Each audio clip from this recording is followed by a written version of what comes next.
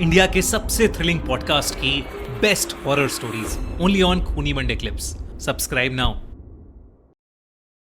नील, आपने इतनी सारी किताबें लिखी हैं, इतने सारे horror legends, Indian horror legends आपने एक्सप्लोर करे हैं। अभी हाल फिलहाल में मुंजा एक मूवी आई है। देन हम याक्षिणी की बात करें, याक्षिणी इतनी ज्यादा पॉपुलर हो गई है अभी हाल फिलहाल में, लेकिन आई गेस पहली बार जिसने याक्षिणी के बारे में लिखा था वो आप थे। तो इंडियन हॉरर लेजेंड्स के बारे में क्या कहानियां है, कौन है याक्षिणी अगर आप बताओगे, मुंजा कौन है ये, और ऐसे कौन से लेजेंड्स छुपे हैं हमारी इंडियन माइथोलॉजी में, इंडियन हिस्ट्री में।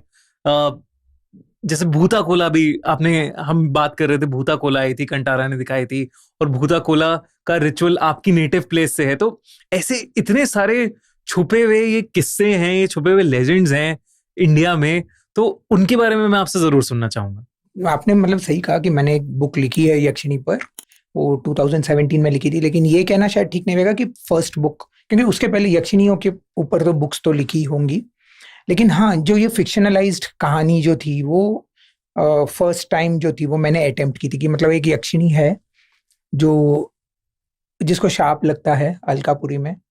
अलकापुरी, ठीक है, थोड़ा कॉन्टेक्स्ट दे देता हूँ मैं। तो यक्षिणी आते कहाँ से हैं? ये डेमी गॉडेसेस होते हैं, मतलब ना तो ह्यूमन ना तो देवियां, बीच में होते हैं। मतलब इनका लेवल अप्सरा के जैसा माना जाता है। अप्सरा जहाँ स्वर्ग लोक में रहती है, वहां यक्षिणियां एक अलग सी दुनिया उनकी, जिसको हम अलकापुरी कहते हैं। तो अलकापुरी में रहती हैं। अलकापुरी के जो राजा हैं वो है कुबेर, रावण के ब्रदर। तो अब ये जो अलकापुरी है, यहाँ हर तरह के डेमीगॉड है, मतलब यक्षिणियां हैं, गंधर्व हैं, और बहुत सारे ऐसे जो डेमीगॉड, मतलब जिनको गॉड का दर्जा अभी तक नहीं मिला है, but they are halfway there. तो ये लोग वहां रहते हैं। तो हिंदू लोर में 36 यक्षिणियां हैं, फिक्स्ड 36। और हर यक्षिणी के पीछे एक गुण लगा हुआ है कि मतलब कोई यक्षिणी आपको प्रॉस्पेरिटी देगी, कोई यक्षिणी आपको संतान देगी, कोई यक्षिणी आपको यश देगी। मतलब हर यक्षिणी का कुछ ना कुछ एक ब्लेसिंग है जो हमें मिल सकता है। ऐसे मतलब मॉन्स्टर नहीं है वो? नहीं, बेसिकली वो हाफवे देवियां हैं, सेमी देवी। डेमीगॉडेस का मतलब वही होता है। तो अब यक्षिणी को की साधना की जाती है, which is a very elaborate ritual. ठीक है, बहुत सारे पूजा पाठ, उसमें बहुत कुछ लगता है। तो यक्षिणी की साधना की जाती है, और यक्षिणी की साधना करके उस यक्षिणी को प्राप्त करने की इच्छा रहती है जो उनको वो ब्लेसिंग चाहिए। तो ये तो है, ये पार्ट हमारे लोर में, हमारे माइथोलॉजी में है। अब मेरी जो स्टोरी है उसमें मैंने ये किया था कि मतलब एक यक्षिणी है फिक्शनल, जिसका नाम है रति सुंदरी। और ये जो यक्षिणी है उसको एक फैमिली, महाराष्ट्र की एक फैमिली, उसकी साधना करने में लगी हुई है, क्योंकि उनकी ऑलरेडी 6 बेटियां हैं और उनको जो 7वीं संतान होने वाली है उनका भी लड़का चाहिए।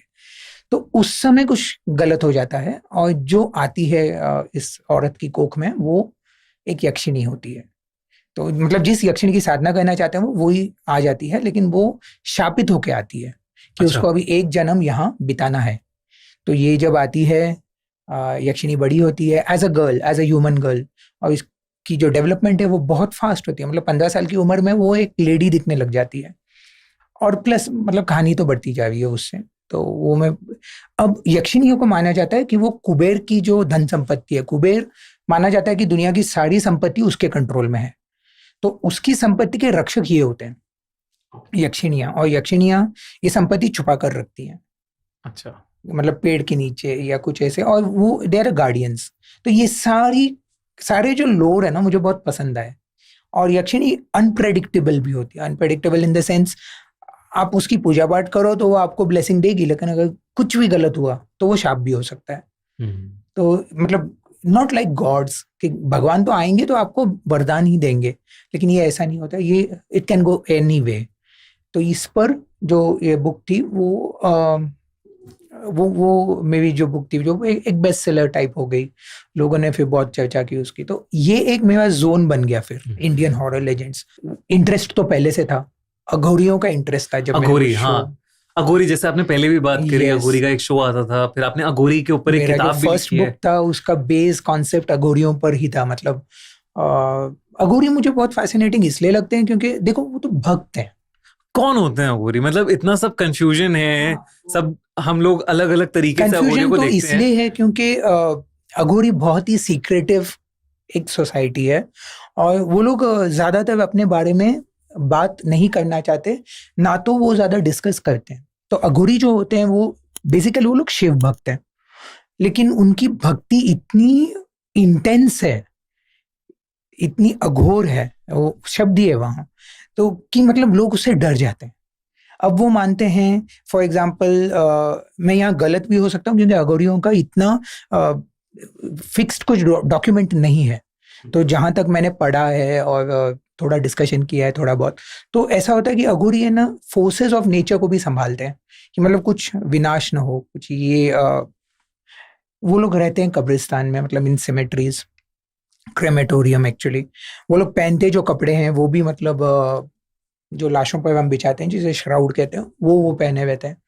उनके जो बाउल्स रहते हैं जिसमें से वो खाना खाते हैं, पानी पीते हैं, वो भी स्कल्स रहते हैं या ऐसा कुछ रहेगा। और उनकी एक इनिशिएशन राइट है, ये थोड़ा कंट्रोवर्शियल भी हो सकता है, एक इनिशिएशन राइट होती है उनकी कि अगर आपको अघोरी बनना है तो इट्स नॉट ईजी। तो सबसे पहले तो आपको आपके घर से पूरा नाता तोड़ना पड़ेगा, फ्रेंड्स, फैमिली, किसी से फिर मिलना नहीं है जिंदगी भर। आपको रहना है like in the dead body world पूरी तरह से। वही रिसोर्सेज आपको मिलेंगे, उसी से आपको जीना है। आपको भक्ति का ही नहीं है, आपको फिजिकली बहुत फिट रहना है क्योंकि अघोरी योगा में बहुत मानते हैं और उनका योग भी एक किस्म का अलग योग है। और ये पार्ट है जो मतलब थोड़ा है controversial, you have to consume human flesh, मतलब आपको इंसान की बॉडी खानी पड़ती है, डेड बॉडीज। Dead bodies. मतलब जो लाश लाई जाती है उसके जो राख हो जाती है उसमें से जो बचा हुआ रहता है वो आपको कंज्यूम करना है। और वो कंज्यूम इसलिए करना है क्योंकि एक बिलीफ है, ये बिलीफ ये है कि हमारी जो बॉडी है वो डिवाइन है, वो भगवान ने दी हुई है, तो उसका एक टुकड़ा भी मतलब ऐसा नष्ट नहीं होना चाहिए। तो वो अगर आप करोगे तो आपको वो एक अघोर में वेलकम हो जाता है। तो ये मुझे ये डरावना भी है लेकिन ये भक्ति भी है। और अघोरी जो है वो रहते हैं सोसाइटी से अलग रहते हैं, बिल्कुल सोसाइटी से अलग रहते हैं। और जैसे अगर आप कभी ऐसे ग्रेवयार्ड गए हो या जहाँ पे लाशें हुई हैं, लाशें जली हैं, एक अलग नेगेटिव एनर्जी फील होती है। और उस नेगेटिव एनर्जी में रहना दिन रात, वही सारी चीजें, मतलब आप देख रहे हो कि बॉडी जल रही है आपके आसपास और उसमें ये बैठे हुए हैं, उसी में बैठे हो, उसी में यज्ञ कर रहे हो अपने। यज्ञ कर रहे हैं। तो ये मतलब एक बहुत डाउटफुल बात है, मतलब क्या ये सिद्धि पाना चाहते हैं या क्या ये डरावने किस हिसाब से हैं, है ना, तो वो है क्या है। तो ये कंफ्यूजन रहता है जिसको मैंने ये अपने बुक में एक्सप्लोर करने की भी कोशिश की थी, जो मायाज न्यू हस्बैंड में फर्स्ट बुक थी। तो हाँ, तो है बहुत सारे किस्से कह सकते हैं। जैसे एक एक्सप्लोर कर रहा था मैं तब, ये किस्सा निकला था। एक फ्रेंड है मेरी, तो उसने कहा था कि वो लोग ट्रैकिंग कर रहे थे, ट्रैकिंग करते करते उन्होंने रात को कैंप किया, तो जंगल एरिया ही था क्योंकि लंबी ट्रैकिंग थी, 3 दिन की ट्रैक थी, तो वो उधर कैंप करके बैठे थे। तो रात को ये लोग देख रहे हैं कि जंगल में कहीं तो अंदर आग जल रही है। तो उनको लगा कि मतलब ऐसे ही आग लग जाती है ना जंगल में, तो देखने गए तो ये अघोरियों की साधना चल रही है डीप इन द जंगल, कोई नहीं है आगे पीछे, और ये लोग मतलब बैठे हैं ऐसे सर्कल में, 4-5 अघोरी थे। एक आग जलाई है उन्होंने और वो लोग कुछ खा रहे हैं, और मतलब है ना कुत्ते भी हैं, वाइल्ड डॉग्स उनके इर्द गिर्द आए हैं और वो भी खा रहे हैं, ये भी खा रहे हैं, सेम जो है वही खा रहे हैं। और कुछ ना कुछ ये लोग के मंत्र और सब चल रहे हैं। ये लोग इतने डर गए तो बस भाग निकले। हम वो पूरी पूजा है, पूरा यज्ञ इतना डरावना और वो है। यज्ञ किस लिए कर रहे थे वो ना, वो भी एक डर रहता है ना, मतलब क्या वो लोग लाना चाहते हैं, हाँ, क्या वो कुछ काला जादू कर रहे हैं या क्या कर रहे हैं कि, और तुम उस एनर्जी के आसपास अगर आ रहे हो तो तुम कौन सी एनर्जी घर लेके जाने वाले हो। अगर आप साइकोलॉजी में जाओ ना इसकी, तो आपको ऐसा लगता है कि मतलब ये जो कर रहे हैं इनकी मान्यता ये है कि they are doing it for दुनिया की भलाई के लिए या सब अच्छाई के लिए, लेकिन हमें उससे हम समझ नहीं पाते उसे। बेसिकली बात वो है ना, बेसिकली ये है कि वो भी तो भक्ति है, तो वो लोग भी जो कर रहे हैं वो भक्ति से ही कर रहे हैं, लेकिन हम समझ नहीं पा रहे हैं उनकी भक्ति का एक्सटेंट क्या है, मोटिव क्या है। तो शायद डर मेनली वहां से आता है। हॉरर में मैं एक चीज सीखा हूं कि डर, आप जितना भी डिफाइन करो हॉरर को, एक शब्द में बता सकते हैं तो दी अननोन, जो हमें समझ नहीं आता है वो हॉरर है। वो हॉरर मुझे डेथ के बाद क्या हो रहा है वो समझ में नहीं आता है, तो that is horror for me. किसी को वो समुंदर को देख लेते तो उनको पता नहीं है कि समुंदर के अंदर क्या है, तो उनके लिए वो हॉरर है। अंधेरा हॉरर इसलिए क्योंकि अंधेरे में हमें चीजें दिखाई नहीं दिखती। स्पेस भी हॉरर इस वजह से है। एलियंस हॉरर इसलिए क्योंकि हमें पता नहीं है वो कहाँ है। जितना भी आप हॉरर देखो, इट्स जस्ट अननोन। अगर कोई चीज नोन है तो वो हॉरर में नहीं बैठती है। तो उससे इतना डर नहीं लगता। ऐसे जो चीज के बारे में बिल्कुल आइडिया नहीं है, पता नहीं है, अनसर्टेन है, वो डराती हैं। आई थिंक लाइफ में भी ऐसी चीजें होती हैं जो आपको डराती हैं कि ये होगा कि नहीं होगा।